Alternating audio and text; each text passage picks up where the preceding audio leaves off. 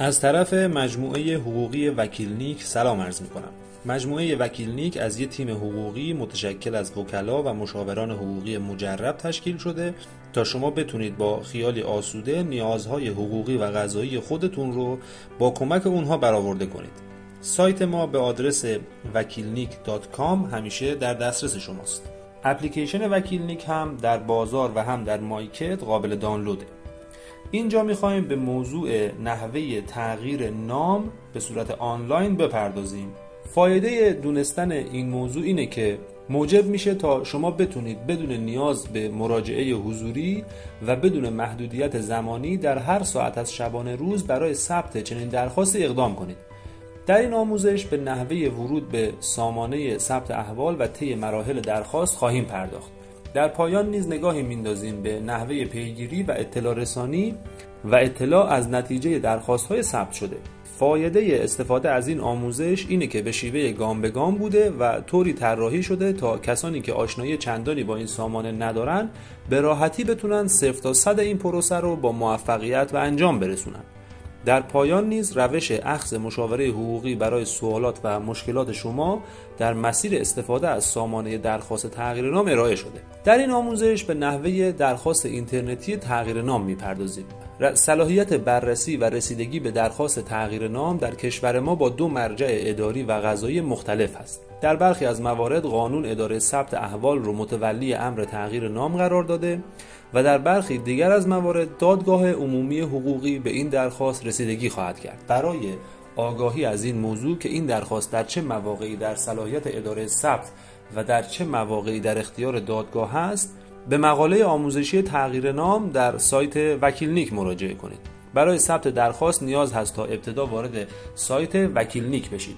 برای سهولت در مشاهده و دسترسی به سامانه ثبت احوال پیشنهاد می‌کنیم تا اپلیکیشن وکیلنیک رو نصب کرده و از بخش خدمات قضایی و ثبتی گزینه درخواست تغییر نام رو انتخاب کنید تا برای همیشه به صورت مستقیم به سامانه ثبت احوال کشور متصل بشید. برای نصب اپلیکیشن میتونید گزینه دانلود اپلیکیشن وکیلنیک رو انتخاب کنید. لازم به توضیحه که سازمان ثبت احوال فقط به درخواست این اشخاص ترتیب اثر میده: اشخاص بالای 18 سال، افراد زیر 18 سال در صورت داشتن حکم رشد، پدر یا جد پدری برای فرزندان کمتر از 18 سال و سرپرست قانونی برای افراد صغیر. برای استفاده از سامانه درخواست تغییر نام به صورت اینترنتی نیاز هست تا وارد سایت وکیلنیک به آدرس wakilnik.com بشید. بعد از ورود به سایت از فهرست بالای سایت و از بخش خدمات قضایی و ثبتی گزینه خدمات حقوقی و قضایی رو انتخاب کنید تا به صفحه خدمات حقوقی و قضایی منتقل بشید. در این بخش شما وارد سایت ثبت احوال شده و نیاز هست تا به حساب کاربری خودتون وارد بشید. ابتدا گزینه تغییر نام رو انتخاب کنید تا پیغام مربوط به ورود به سایت برای شما نمایش داده بشه. در هر حال میتونید قبل از ورود به سامانه تغییر نام از طریق گزینه ورود که در بالای سایت ثبت احوال تعبیه شده وارد سایت بشید و سپس مراحل ثبت درخواست رو شروع کنید. اگر قبلا در سایت ثبت احوال ثبت نام کردید، لازم هست تا قبل از انجام ادامه مراحل حساب کاربری خودتون رو بسازید. برای این کار نیاز تا در صفحه ورود به سایت گزینه ثبت نام کاربر جدید رو انتخاب کنید. بعد از انتخاب این گزینه وارد صفحه ثبت نام شده و با وارد کردن اطلاعات مورد نیاز ثبت نام خودتون رو انجام بدید. در صورتی که قبلا در سایت ثبت نام کردید، کافیه تا مراحل زیر رو طی کرده و وارد سایت بشید تا به امکانات سایت دسترسی داشته باشید. اول اینکه در کادر مخصوص به شماره ملی کد ملی خودتون رو وارد کنید. بعد در کادر مربوط به کد امنیتی نیاز هست تا کد نمایش داده شده در تصویر رو وارد کنید. اگر تصویر امنیتی برای شما به نمایش در نمیاد یا شماره نمایش داده شده در تصویر خوانا نیست، با انتخاب گزینه بازیابی میتونید تصویر امنیتی رو بازیابی کنید. حالا با انتخاب گزینه ادامه میتونید وارد صفحه بعد بشید.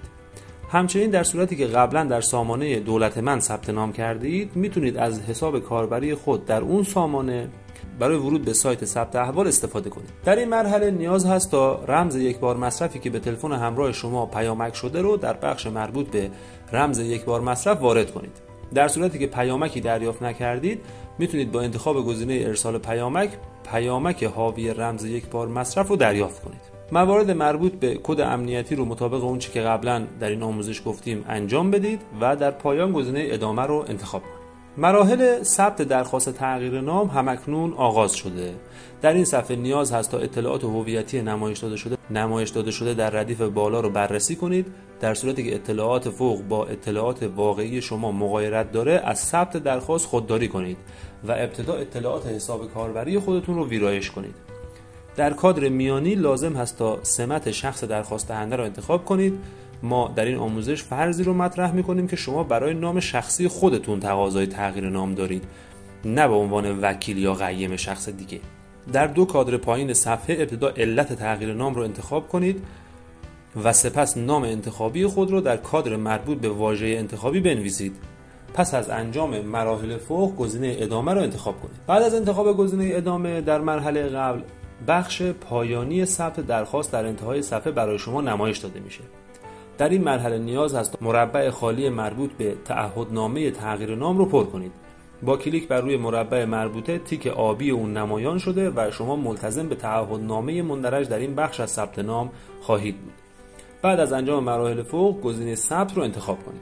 در پایان یک پیغام سیستمی برای شما نمایش داده میشه که به معنای پایان مراحل هست.